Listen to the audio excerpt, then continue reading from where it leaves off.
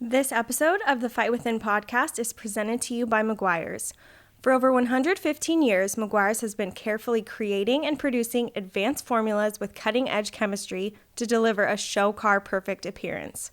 Whether you're showing on the fairway, finalizing your car for auction, or simply getting your beloved car ready for a weekend drive, Meguiar's is ready to help with their premium car care products to make every automotive surface look its absolute best. Meguiar's, reflect your passion.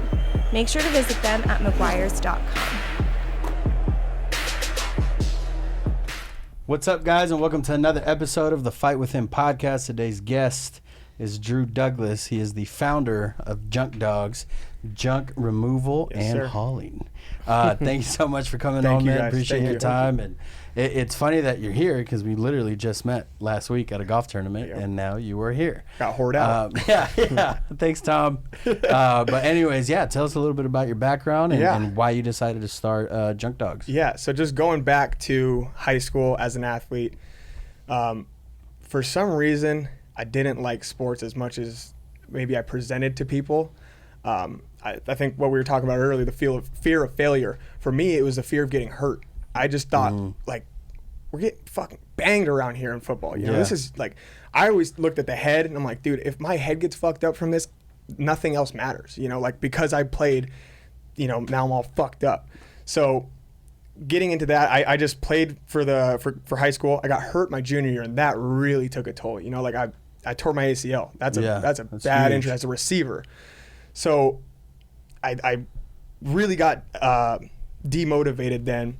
Going into senior year, I had a terrible year. The coach was on my ass like a toilet seat. Mm-hmm. And going into college, I was like, after you're done with your football your senior year, you get that last semester to just do whatever you want. Yeah. So I'm thinking, God damn it, man. If I just can make money or work or something, that would be so much better than trying to do something that I really don't want to do. Granted, I was going to Saddleback out here and I knew that I can get classes easier if I was an athlete, and I knew that I would be able to transfer out easier if I was an athlete. So I'm like, fuck it, put in the 2 years. From graduation, a day after graduation, I went and worked at a hotel, the Ritz out here in Laguna Niguel. And oh my God, I mean, the 10-hour days, like overtime, you get tips. I fell in love immediately.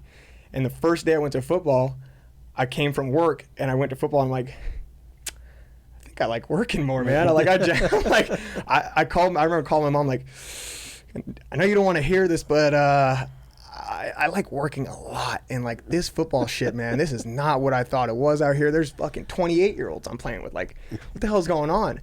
So I sucked it up. My mom convinced me otherwise. And to keep playing? To keep playing. Yeah. So I kept playing until my junior year. I went to U of R, University of Redlands, where I'm from. And to me, that was like, if I can get back home, at least I can just, be with my family. I hate football, but still play it, be with friends and whatnot. But it got to week 2 of the season, and we were 5 weeks into the whole, training camp and everything. I broke down. I was hurt again. I was like, I can't do this anymore. In the summer going into U of R, I met this guy who had a moving company. He was in my brother's fraternity. So he went to them. They're great friends. He had all college kids working for him. Like, he started a moving company in college, had all of his college friends working for him.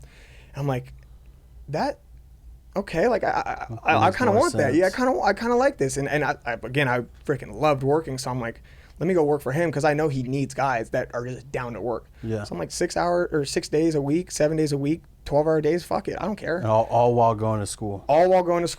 And so I was doing that in the summer. And before this, I'll go back. I'm from a family of teachers. So the business to me was like, why the fuck would someone take that risk? Why would someone do that? That's just seems stupid. Why wouldn't you get the pension? Why wouldn't you, look for the security because you have a quote unquote better life? So 2 days in, the guy comes downstairs and I'm like going on this job in the afternoon. He comes down. He's like, hey, what are you doing after college? I'm like, I don't know. Probably teach, like gonna go to master's school, get my teaching credential, this, that. And he goes, well, I got a job for you after, when you're done with college, like just stay around and I got a job for you. Be the manager of this place. We'll build it big. I'm like, no one's ever like looked at me in that way. I'm 20 at the time. So I'm like, no one gives a fuck about me. I'm just a body working. Mm-hmm. But he gave me that confidence. And I instantly called my dad. I'm like, Dad, you're not going to believe what just happened. Like, this guy genuinely believes in me and thinks I'm like really good at business and like just getting shit done. Yeah. And from there, I was like, alrighty, might not be a teacher, might not care about sports anymore. And I even told my dad, I'm like, Dad, I don't know if I want to play here anymore. I'm like, I'm already in school. Like, I got in. That was the whole point. It's like, I really don't want to play. I just want to work.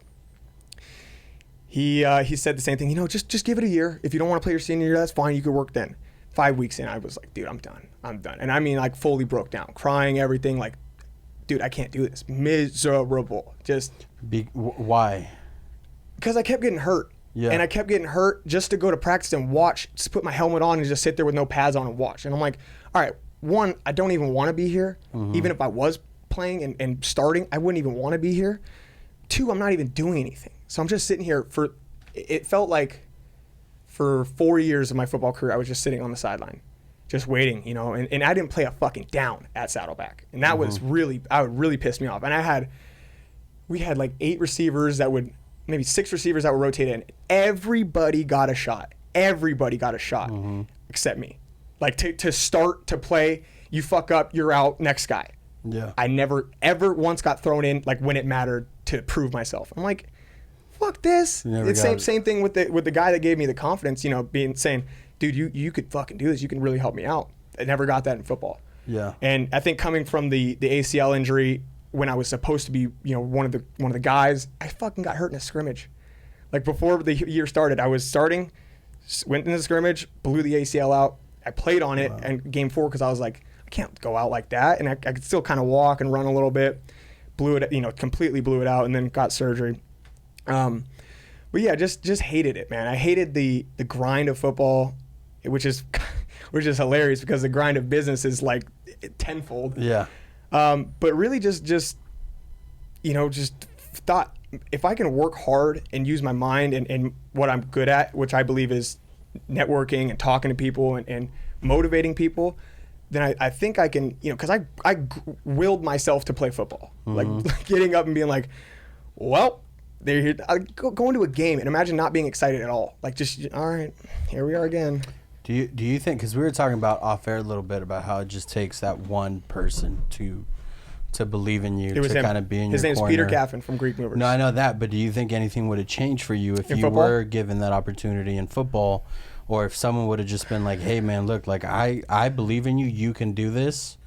Would that have changed anything? Maybe, but I also think there was times where people would, take me apart and be like, you look like off. You're like, is something wrong? And I would go through the whole thing and be like, I don't know, man, I just don't like this, that. And people would try to give me the confidence, but I don't know, because I always thought about my head. And it seems crazy to like think that that's why I didn't want to play, but I always thought about my head and like getting injured. Like, God damn, that's a horror story. That is an absolute horror story. And to think that it won't even come up until 20 years later, I don't know. Yeah. And then I got hurt and realized how brutal the rehab process was. I'm like, dude, this sucks, man. And I always got hurt every single time. So I never, and I think what it was is I never had that breakout moment in a game or anything. Mm-hmm. I never had that 3 touchdown game where I was the guy and they were like, just throw it to him. Throw it to Drew. Like, I never had that. So I think yes, if someone gave me that confidence, maybe not verbally, but throw me the ball more, I got involved more.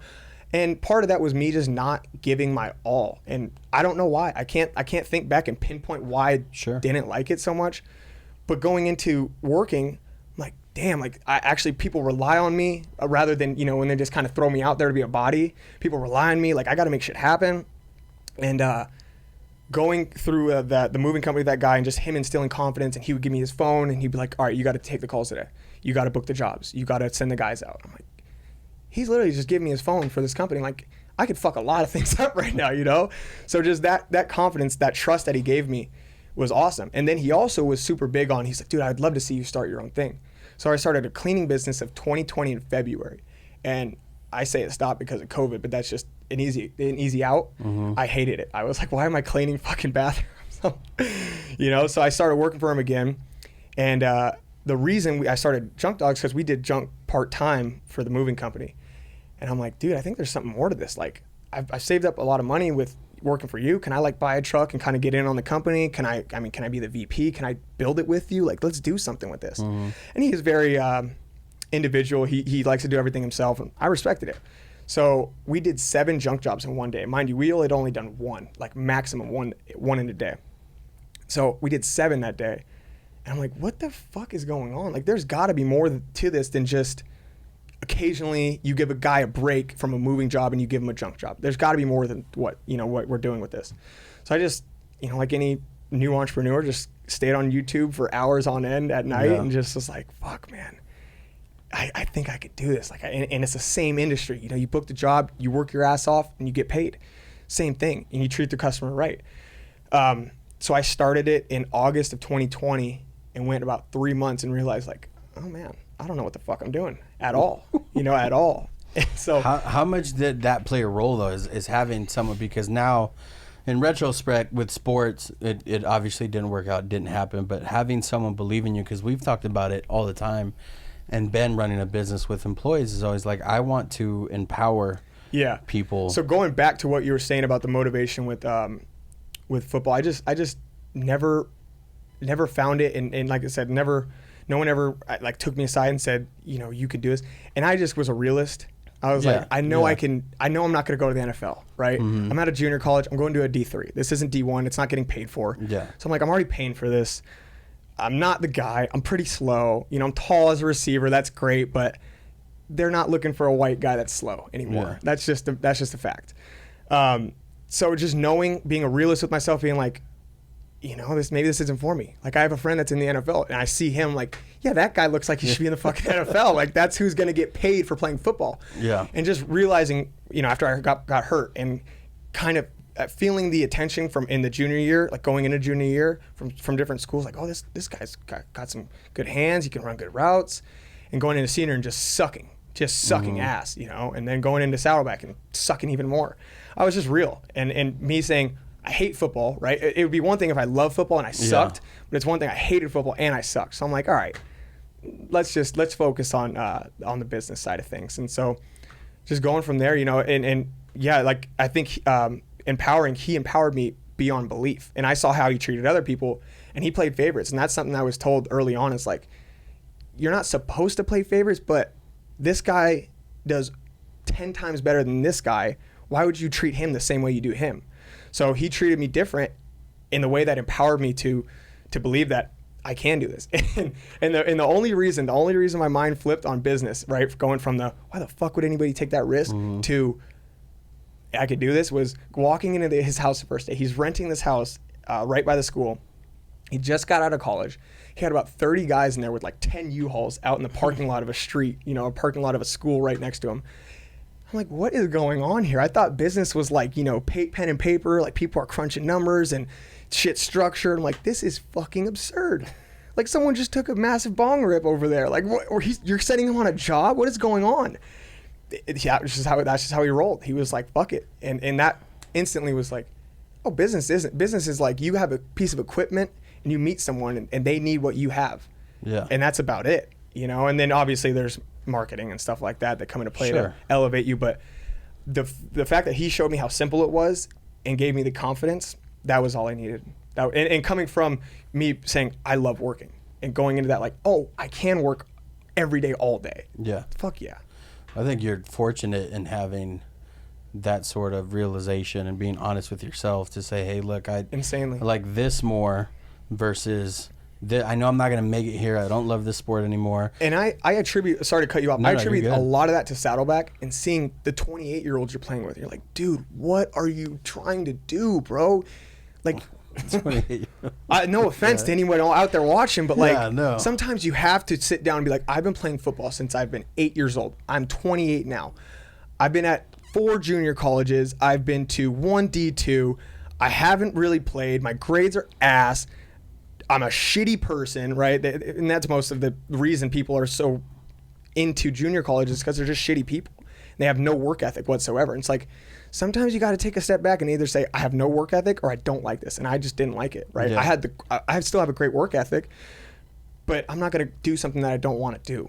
Yeah. Right. So I attribute a lot of that to Saddleback being like, what are these guys doing, man? Like, go get a job. Some guys had wives. Like, dude, what are your wives okay with you jacking off for 6 hours a day with like these 18-year-olds? Yeah. Yeah, interesting, man. The junior college life. It's very different. Yeah. So you said after your first 3 months, you didn't know what was what you were doing. So walk us through kind of, because that was August 2020. August 2020 and stopped in November of 2020. And now we're basically we're August 2022. Yeah. So 2 years. Yeah. So walk us through like what you did after you realized you didn't know what to do. Oh yeah. So I realized that the structure I came from, right? Walking in, the guys are just fucking throwing shit everywhere, and all right, you guys ready? Go.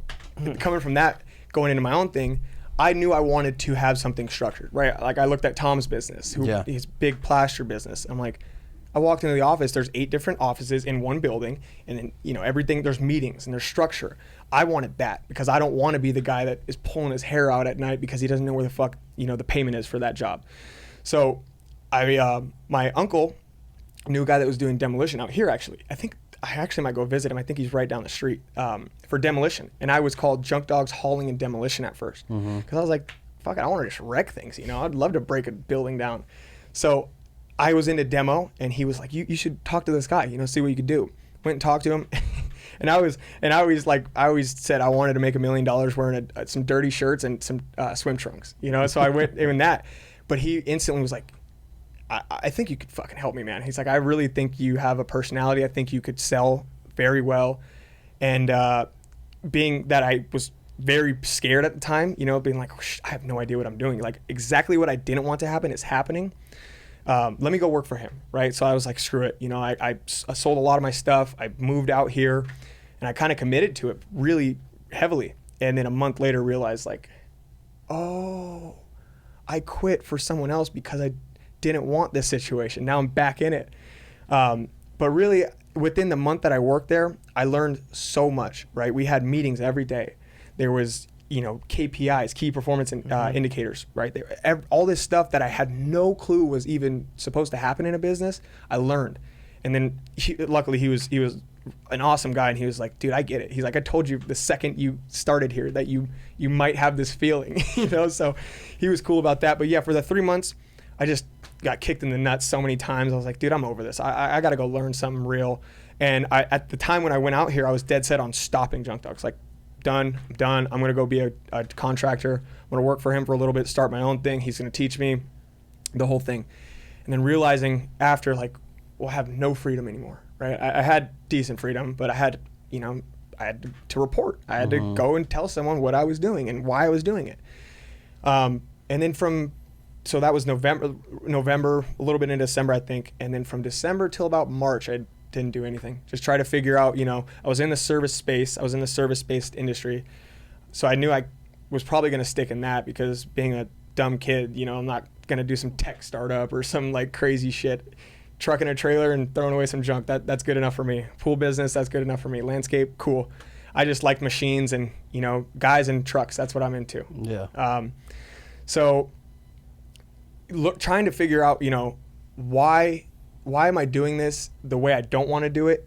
And then realizing, oh shit, okay, why am I doing this? So there was a 4 to 6 month period where I was clueless and just lost, starting the business and making these irrational decisions, like buying 2 trucks within a month when I did not need 2 trucks in the month. Buying 2 trailers and being like, God, I just approached this so wrong, So that 3 months was just a massive learning thing. And then the 3 months after that was even bigger learning. And just feeling that depression of like, I was doing something good and everybody was so excited for me and I was excited for myself, and then going somewhere else and everyone's like, well, why are you doing that? I'm like, well, cause it's a bigger picture. If I learn that, then 5 years from now I'll be 10 times what I was or what I could have been by myself. But yeah, just realizing that you give up your freedom and you give up everything that you wanted initially when you quit, going right back into that, just like, God damn, man, I'm making way too many weird decisions at such a young age and just not sitting down and being patient. And that's, of course, everyone wanted to tell me, be patient, be patient, be patient. Shut up. I don't need to. But realizing now, got to be patient. So March of 2021, naturally in the junk world, things start to pick up. It's the busy season from March to October. So naturally things started to pick up, and started going in it a little more. March and April were good, had some good jobs. May was all right. June and July, same thing. Just nut kick after nut kick. Like, what is going on? Why am I doing this? How do I have no structure? And again, being a realist, just being like, because you suck. Like, you suck. Just looking at myself in the mirror and being like, you suck. Like, you're not doing anything to help yourself, right? You're not spending any on advertising. You're not meeting people. You're literally just waiting for the phone to ring and praying that you get the job. And just breaking it down, be like, all right, this really sucks. And the one thing that happened that changed, I say it changed everything. I don't know if it really did, but the one thing that happened was a job got canceled. I went out with my buddy who was helping me at the time, just get things going. I went out with him, and we had a job planned the next day. Great job, little demo. It was going to be quick. I had guys helping us, and he canceled at like 9:30. We're out, right? So I'm like, oh man, we got nothing to do tomorrow. Bring him up. Come on, more rounds. And just got hammered, absolutely hammered. Sat in bed all day the next day, just like, I'm a worthless piece of shit. Like, I'm pathetic. I claim to have a business. I claim to, be a wheeler and dealer. I claim all this stuff, but I am pathetic, like genuinely pathetic. And then knowing that I had this in the back of my head, like, okay, if I want to do Junk Dawgs big, I know these guys, they're basically a consulting firm out in North Carolina. They have a massive junk removal company. And they started, instead of franchising, they started helping other junk removal companies. So sitting there and being like, all right, it's a lot of money I got to spend for this. But if I want to do what I want to do in this business, there's no other choice. Committed to it, went out for a week, went on the truck with them, sat in the classroom, learned from them, and came back thinking, we're not far off. Like, we're doing everything 95%, 99% of the way there, but there's that one thing that's missing, and that's just my dedication, my will and drive to make sure this company doesn't fail. So went out for them, and I was like, all right, well, I spent a lot of money for what some would consider nothing, so I got to make shit happen. Quickly ordered the second truck. So in August, we had one truck, and before that, from March to August, we had a truck that was, you couldn't get it registered or insured in California because it was an older diesel truck. So, I mean, if one thing happened, bye-bye Junk Dawgs early. So quickly got back, ordered a truck that was able to be insured and registered, then ordered 2, 3, and 4 in like 2 months. And there was a lot of delays, and I didn't need them at the time, but I was like, if I commit to this order, I have to make it happen. Like, we have to have enough work by the time these trucks come in, because otherwise we're wasting money. So just putting a lot of pressure on myself is really kind of what did it. Just being real with myself and saying, like, I mean, there's a lot more to this than just, pumping your chest out and saying you're a business owner. Yeah. So what are some of the key things that you took away from that training to get you to where you're at then? Because there's things that people will spend a lot of money on, right? Like coaching, right? People will spend money on getting a business coach or going through a business certification or whatever, and they won't do anything with it. So that's the one thing they told me. They're like, look, we're going to give you pretty much everything you need, but we can't do anything for you. Yeah, you have to put the work in. So what did you take away? If you had to take 2 things that you took away to get you to actually kind of go. Brand awareness and marketing. Just knowing that we're not a junk removal company. We're a sales and marketing company that happens to pick up junk. Okay. We have trucks with the hydraulic lift on them, and we just happen to have guys to fill those trucks and pick up junk. But we are a sales and marketing company first, and that's one thing they taught me, or the main thing they taught me was, you got to get jobs, you got to get people, right? You got to get your list, you got to build your clientele, and if you don't market hard, and you don't sell hard, that's never going to happen. So sales and marketing and brand awareness, changing my logo up and just realizing, the simple is better, something catchy, something easy to latch onto. That was a massive, massive thing taken away. And I saw it early on, like when I drove into the town, I saw one of their trucks drive by before I even met these guys. Oh, okay. That's what it is. Okay, I got it. Like, this is why they're big. This is why I'm here right now. So brand awareness, and sales and marketing and just never stopping. Like they always tell me, they're like, we're 10 years in, we still run a 15%, 15% of our revenue goes to marketing. Like, that's pretty damn crazy for an established company. Yeah. But they swear by it, they swear by it. And so, just committing to, from me thinking like, I gotta spend I got to spend $500 or $1,000 this month on marketing. Like, whew, God, how am I going to afford that? Yeah. But not knowing if I spent 10,000, I would have made 10x what I was. So just realizing that marketing is an investment more than it is an expense, and people, and just committing to people. And I remember the first guy, we still have him. His name's Tyjon. We still have him today. I just remember not having enough work for damn near myself, right? But committing, saying, I'll give you 30 hours a week, to 30 to 40 hours a week. You just got to meet me here, just be reliable, show up on time. And he had played for my brother at football for high school. And he was like, all right, cool. So just making that commitment, right? I had 3 trucks on order, and making that commitment, and just, I think just putting the pressure on myself and committing to things, and there being no other option, that was huge. That is it kind of puts your back up against the wall without even wanting to, right? I love that. For some reason, I'm a big stress case too, but part of me wakes up in the morning, I'm like, fuck it. Whatever happened yesterday, it is what it is. Yeah. Someone's pissed at me, okay. Because I know that a lot of people are going to be happy with me if I just keep pushing and pushing and pushing and getting it done.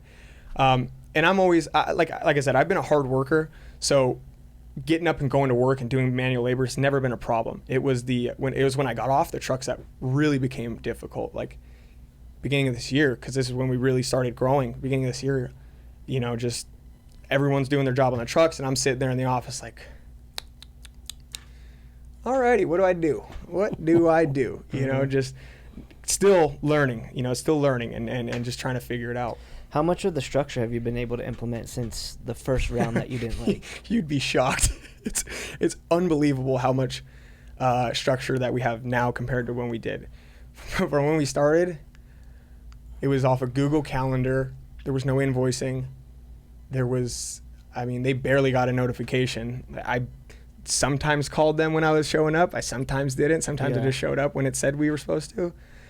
And now there's it's insane. We have KPIs for all of our leads. So I know how they're selling jobs. I know their average sale per job. I know what they're making in the month. To P&L sheets at the end of each day, daily P&L sheets rather than, week or monthly. They fill out a P&L, profit and loss statement, every single day that has the disposal fees, the gas fees, extra miscellaneous fees, the revenue, the jobs broken up, everything. And it's very like a well-oiled machine. You come in, there's an app to check in your equipment. So you go on this app initially, you check in your equipment, you check out the truck. Everything's a check-in, check-out thing, so there's accountability everywhere. And that was early on. I realized well, this guy that I work for, the guy that gave me the initial confidence, he had, I don't even know the right word for it, but he had what he wanted to be structured, but never, I don't think he had the will to just keep pushing hey, you didn't fill this out, you're fired. Mm-hmm. He's like, I kind of need this guy. I need this guy to show up because no one else is showing up. If he forgets a tool bag or he forgets the blankets one day, that's not going to be a massive issue because I'd rather have him. Mm-hmm. And so for us, it's been, hey, motherfucker, you're missing your shit. We can't have that. Where's this at? Oh, I don't know. Okay, well who do I ask? Who do I ask? Who's supposed to know that? Oh, I am. Okay, so where is it at? And just holding people accountable. Because I like holding myself accountable. Mm-hmm. So holding other people accountable is awesome because it elevates everybody, right? And I think it all falls on me if I don't hold myself accountable for filling out a P&L sheet if I have to hop on the truck or when I was hopping on the truck, or if I don't fill out something or if I don't do my job, then that's on, I hold myself accountable, so I have to do the same for them, right? Yeah. How do you do that? How do you hold yourself accountable? Sometimes it's tough. Just knowing that there's something to do, right? And if I'm ever sitting around, it's wrong. And I have my brother now who's the head of operations to kind of keep me hey, he'll call me, he'll be crushing something, and I'm like, God damn, I got to do something. Mm-hmm. But setting goals, just weekly, monthly, yearly goals, and knowing that same thing with the trucks. I knew that I had to fill in time, or I had to fill the schedule to keep these trucks running. So that was an accountability piece for me. I have to get more jobs. So what do? I got to sell. I got to market. I got to network. So that was my accountability piece. And just knowing that, if it doesn't happen, I'm wasting money, essentially. Mm-hmm. Other than that, there's nothing I write down that I probably should do that, but there's nothing I write down that keeps me, super accountable. But setting goals, I think, is a big one. Well, I think it's part of the process for sure, because you're still, 2 years into it, and then, it's still growing. Do you have someone that you can turn to that kind of is that person, whether it's guidance in business or helping hold yourself accountable? Yeah. Tom's a big one. I talk to Tom. I don't talk to him as often, and I don't think it's a downfall, but one thing I don't like doing is wasting people's time, and I'm like, no one wants to listen to my problems, which some people actually do care, you'd be surprised. Yeah, I know. Yeah. I always psych myself out. I'm like, they don't fucking care. They don't care. I talk to my brother a lot. He's older than me. And so he has a little bit more wisdom, and sometimes he breaks it down in a different way. I also have another buddy he's in the tech space, so he breaks stuff down. And I just like to talk to people, regardless if they're business people, if they're just personal friends. I let it all out. Like I have a buddy whose dad owns a tire shop who he's going to eventually take it over, and he's going to try and build it a little bit bigger. But I let everything go to him. Just because he's like, I'll listen, man. And sometimes, like we were talking about earlier, like you just need to tell someone your issues, and you'll start to, oh yeah, okay. You'll start to figure out just by telling like someone or telling something that you're kind of insecure about, just by speaking about it. That'll help you a lot, man. It helps a ton. I've had times where I'm doubting myself or questioning myself, and I'll literally give this guy a call and just be like, hey bro, like I'm doing this, I'm going through this, or I need help with this. What would you do here? If I have a serious business thing, I gotta talk to a business person. But if I just have something that's like, an employee lost this, or that he backed up into this. First day we got our brand new truck, so we had one truck. First day we got the brand new one, they backed up into it. Like I literally drove back from North Carolina for 2 days straight, parked it in the warehouse, and they backed up into it the second it got there. Oh, I didn't see it. It's a big red truck. Like, what do you not see? So shit like that. I don't need to talk to a business guy that's like Tom, because Tom's gonna be like, I don't know, fire him. Like that's little concerns compared to what he's dealing with. So if it's a real, I'm getting sued, or like someone's aggressive with me on a legal base, like I'll go to someone legit. But other than that, sometimes you'd be surprised, because he's like, Tom helps us out with coaching, so he already has a heart for people. Yeah. That naturally. So even sometimes, like, I don't want to bug him because I know all the crap he's going through. Yeah. But I'm like, I kind of have to. I talked to my old high school coach too. Yeah. He was like I said, he was a hard ass on me in my senior year, but because he liked me a lot. Yeah. And he liked my family a lot, and so I go to talk to him. If there's some advice I need there in that space, the leadership space maybe. If it's like, hey, I'm trying this new thing with marketing, I'll go talk to a business guy that I know is obsessed with marketing. Yeah. So just talking to different people, whether it be business or just personal, to me, it doesn't matter. And also going to meet clients. Like if I'm going to a potential job, I'll use that as an opportunity to ask a question or get some insight on something, or maybe tell them like what my problem is. Cause sometimes we're dealing with commercial clients that have this massive warehouse they got to manage. I'm like, they're not the owner, but they're dealing with a lot of shit right now. They're working 60 hours a week. Like maybe I can pick his brain a little bit. And hey, so what do you guys, like, how do you feel about this? Or what do you do when this happens? Oh man, that's brutal, man. And so, what you're saying, this being surprised, like I'm always surprised when how much people open up, when you ask them a few questions, like, dude, God damn it, man. This is happening or that's happening, and I can't seem to get a grip on this. I'm like, oh man. And actually we have, I started like me and some other guys in the junk space.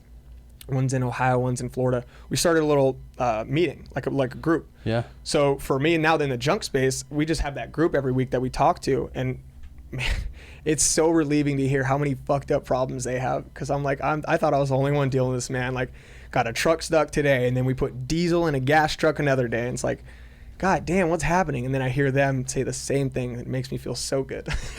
Well, I think at the end of the day, they're just people. And so people can relate to people, especially when they're business owners or have something similar going on. But on that note, where would you see yourself, or what's kind of something you want to do with Junk Dawgs as far as growth, and maybe where you see the company going in the next 5 years, 5-10 years? 5-10 years. We want to be the biggest locally family-owned company in Southern California. Yeah. So through Inland Empire, which is Riverside and San Bernardino County, Orange County, LA County, and San Diego County. We want to cover those spaces, and then I think Ventura is included in that too, but we'll see how that happens. I'm focused on these, the primary areas in Southern California. And we're starting in San Diego next year. Yeah. And then, it's kind of going to be can we do it? It kind of depends on how San Diego goes when Orange County starts.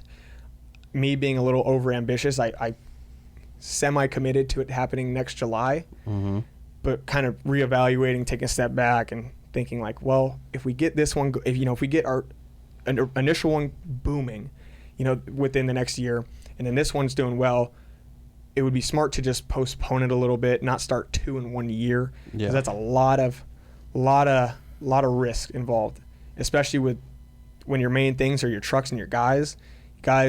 I mean, nowadays it's hard to get really, really good, solid employees. It's tough. But I'm a firm believer that there's always someone out there. There's always someone out there. You just need to find them and treat them right, and give them the confidence. But the goal, I guess, if you want to get more specific, is to be an 8-figure business by 2030. So doing $10 million plus a year in revenue through junk removal. That's awesome. Yeah, but being the number one largest locally family-owned junk removal company in Southern California. The best compliment we get is, "Are you guys a franchise?"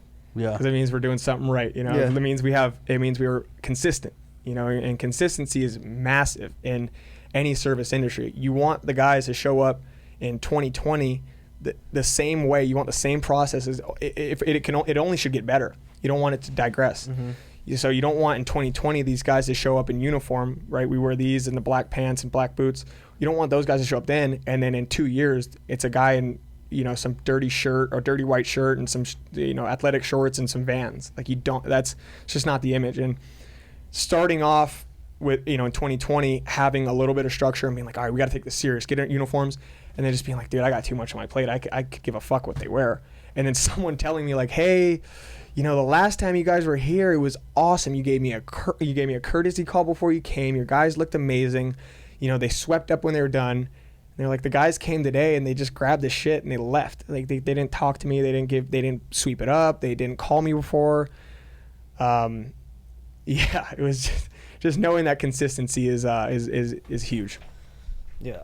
Well, if you're gonna, look at those feedbacks and actually like use them, like, dude, the number one thing, I don't need to tell you this, but I'm gonna say it anyway for people listening, but like the number one thing people want is good service, right? Like, it's something that I don't care who you are. If you're someone that says, oh, I don't care what people think, you do, because you made that comment. But it's I always say, like, people want to be known, seen, and heard, right? They want you to know who they are, they want you to see who they are, and they want you to hear what they want. And especially if you're providing a service, they want to know that their money is going to support somebody that's providing them the service that they feel like they deserve. Yeah. I say the same thing in coffee, right? Is like, there's a million freaking coffee shops. Like, a cup of coffee, it's not rocket science. It's a cup of coffee, right? But the way we treat people, the way we interact with people, the way we make people feel is significantly different than just a cup of coffee. Right. Like, I could care less about the cup of coffee. I care about the experience, the atmosphere, the way that the guest comes in and leaves feeling. Like, if we mess up the product again, then there's an issue, right? But I think people in business a lot of the times, like, especially when it's in the service spaces, like, you don't realize, like, you just taking the time to do a hi, oh, hey, like, how was everything? Let me know how it was. And then, going, like you said, doing that extra mile and just sweeping up and, making sure that the space is left better than when it was found. Better than when you found it, yep. And those little things, though, if you want to have that goal of being like the largest family owned, like, that's going to be what separates you. Yeah. Right? And knowing that when you I don't want to say franchise, but when you expand, right, into another location, we have a manager and 2 trucks going out there in January of 2023. I can't be out there every single day watching how this operation runs. So giving the guy a structure and a script saying, this is how we do it. There's no other way you're doing it. Yeah. Right. From the time obviously he's not answering calls, but from the time we answer calls to the time we, shake hands and say thank you for everything, it's going to be the same whether you're in LA. I mean, if we went to Texas, it'd be the same. If we went to Alaska, it'd be the same. It doesn't matter. And someone told me about that at McDonald's. They were like, why do people go to McDonald's? It's not great food, but you know what you're getting. Exactly. You know what you're getting from any McDonald's anywhere. Same as Starbucks. Yeah, like literally. I was just across the street. Yeah. I'm like, it's the same shit, man. It's the You know same what you're thing. getting. Yeah, Exactly. it might not be the best thing, but you know what you're getting. Yeah, it might be a little overpriced sometimes. Yeah. Yeah. Well, dude, I just want to encourage you. I've been doing my own business for 12 years now, and I've had a lot of ups. I've had a ton of downs. The downs, when they're down, they feel kind of what you described, like, why am I doing this? And it's something that I know you said, like, you didn't like the comment about people saying be patient, but I started when I was 21, so Same. very young, you know, and now I'm about to be 35, so it's at 35. Am I gonna be 35? Yeah, shoot. So I'm going on my 13th year. Shit. But anyways, just always remember, dude, like, from being a leader and being at the top, like, I can't stress enough for my own self, and like the good and the bad I've taken from a lot of people that I've worked with or under, especially in the Marines and stuff like that. And it's so cheesy, but it's so true. Just lead from the front. And, you know, always, like you said, you hold yourself accountable, but there's a difference between holding yourself accountable and holding yourself at a different level of accountability, right? Oh, yeah. Like, I'm not going to hold myself accountable As you would. exactly. Yeah. If I do what they do, then I'm doing it wrong, right? I need to do it better, not because I'm better, but because I need to be better. That's the standard. Yeah. You know. And that's initially when I was working on the truck. I mean, I made it such a point to whoever I worked with. They saw, one, how hard I worked, two, how much care and I don't want to say affection, but like how affectionate I was to the customer. Yeah. I wanted to show them all of that because I knew that they, regardless of what I did, they were not going to be where I was at. But that's any business. You're never going to care as much as the owner does because that's his livelihood. So I made it a point to go above and beyond and show them, like, I get it. You know, you're never going to try and do what I'm trying to do. But if you do half of this, then we're going to be in a good spot. Yeah. So just going above and beyond and every little thing. And I mean, I wore the same shit. It was black pants, boots. It was our uniform. I wore it for like 8 months, maybe 10 months straight every single day just because I wanted to instill, like, even the owner is wearing the same shit and he's not even on the jobs. You know, he's wearing boots to go network and he's wearing boots in offices. Like, I just made it a point that everybody had to see me in this because if I one day didn't wear it, then why should he wear it, right? So it was, like you said, holding yourself accountable, being the first one in the office every day. You're going in at 5:30 just because you know someone's going to be there at 6:30 and you know that they might be a little early one day, so you got to be there 20 minutes earlier than they're early. Yeah. But yeah, raising yourself to not only the accountable standard, but the highest standard. Yep. That was huge. That's a big thing. And back to the patience. Yeah, as a 20-year-old kid or 21-year-old kid starting your own business, last thing you want to hear is just be patient. Just be patient. You're like, well, fuck. I don't want to be patient, man. I want it now. But realizing now with the little successes that we get every day, every week, every month, I'm like, oh, that's what they were talking about. Okay. You know, we, like last month, it was what I think was a slower month, but we had some good jobs here and there. We broke our revenue goal. That's awesome. And to me, I'm like, that's a huge goal. And that was just because of patience. If I freaked out and tried to do too much, which I stopped doing in July, I was like, I'm going to take a step back, kind of just be less aggressive with advertising mainly. Be less aggressive and kind of let things happen, right? We're gonna do more organic. We're gonna put the truck more places. We're gonna put more door hangers and, you know, cheaper stuff after jobs, but I'm not gonna be very, very aggressive and send out 50,000 postcards. You know, that started to realize, like, oof, man, this is cutting into the pockets a little bit. But just being patient, taking a step back and saying, this is a company now for a reason, right? It's not just because I'm in the truck and I'm answering the calls. Like, there's a reason that we're a company now. It's because people rely on us when they have trash. And big commercial clients rely on us when they have trash and they know we'll get the job done. So it's bigger now than what it was in terms of like a personal thing. It's bigger than just me in a truck and a trailer. Just patience, man. Yeah. Patience awesome. and just goal setting and realizing you're not going to reach that goal in one day. Let some shit be. Don't freak out about everything. Don't move everything around, you know. Don't fix it when it doesn't have to be broken. If it's not broken, don't fix it. You know. So I think there's always little tweaks that you can do to improve things in terms of operations, but sometimes things are good the way they are, you know, and until you actually know that it's not working, don't try to adjust it, you know. So that's something big, and signing some, year-long contracts will make you realize that too. Be like, well, maybe I should have been more patient signing that. Yeah, for sure. Maybe I didn't need to sign that. That's so funny. Well, dude, thank you for your time. Yeah, man, we always thank ask you. people to like tell where people can find you if they want to like reach you, or if junk removal, whatever. Yeah, junkdawgs.net. Don't click on the ad, please. Just click on the natural one so I don't have to pay for it. You can find me on Instagram. I'm not very active on it. I think it's Drew Douglas _. I don't have a Twitter. I do have a Facebook. You can just look me up, Drew Douglas. Yeah, hopefully the Instagram account's pretty cool. It's The Junk Dawgs on Instagram. That's a pretty cool account to follow. It just kind of keeps you updated. Otherwise, call me, 909-709-2452. Give me a call anytime. I'm more than happy to talk to anybody. Because like I was mentioning earlier, it helps me more than it helps them sometimes. Just to vent. And I had friends, sorry to keep going back and spiraling, but I had friends that were, call me and say like, oh dude, I want to start this and that. I'm like, fuck yeah, let's do it, man. I'll help the shit out of you. Like, okay, let's do this and that. Because now I'm thinking about myself, like, I just gave him advice that I'm not even implementing. Yeah. Fuck, maybe I need to do that. But yeah, anytime, call me. That's awesome. Awesome. Well, guys, go check it out. Go check out the website. Go follow Drew. And thanks again for coming Appreciate on, man. you guys. And remember that everything was impossible until someone did it. True that.